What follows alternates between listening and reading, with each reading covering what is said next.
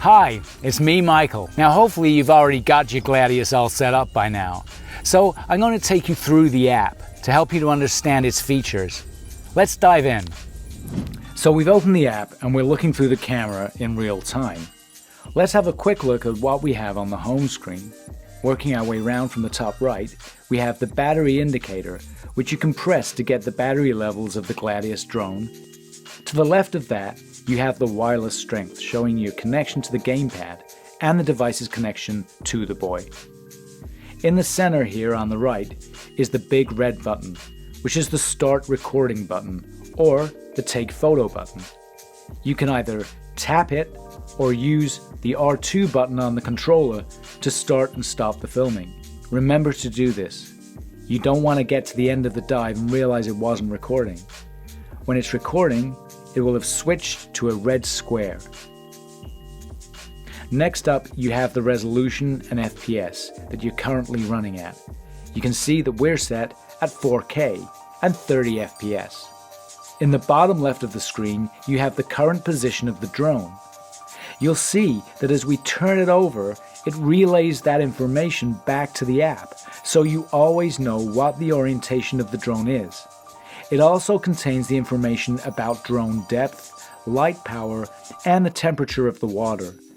The lights are currently off, but by using R1 and L1, you can see that we're making them brighter and dimmer. Next up is the home button. True to its name, it takes you to the app homepage. Then we have the activate button. This unlocks the drone and makes it ready to dive. You can also press start on the controller to do this quickly. Finally, we have the options controlled by the direction pad. Pressing down on the D-pad toggles you in manual mode, and pressing it again takes you back to stability mode. We'll cover more on manual mode in a later video. Pressing left on the D-pad brings up the resolution, giving you the option to swap between 1080p and 4K. You can also change the frames per second between 30, 60 and 120, but only in 1080p mode. Finally, you can set the bitrate you want by moving the slider. If we now press the right of the D-pad, it opens up the full settings menu. Opening the system options, we have toggle options for the drone, like play camera sound, play vibrate, show an alert when deleting a file, showing the 3D indicator, enabling on-screen control for when you don't have a controller, allowing the drone to roll, and also full details about the drone. Press B to go back. Next up, the ROV settings give you the option to change GLADIUS's parameters, starting with the speed control, calibration, and then the unit measurement you would like to use. We'll go through the calibration at a later stage. Next up is camera, which gives you the option to format the memory card if you want to start fresh and free up some space. Remember that this will delete everything on the SD card, so you want to make sure that you've got a copy of all your photos and footage. And then the other option here is live, if you want to start live streaming your GLADIUS adventures.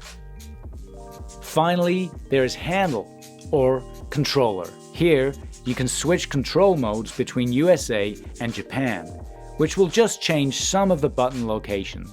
Then we have the power graphs, which help control the drone. It can either be linear or exponential. Linear will give you a consistent control at all speeds, but curve will allow for more control at lower speeds. The last option is keys. Now this allows you to reassign the controls in a way that's more comfortable for you.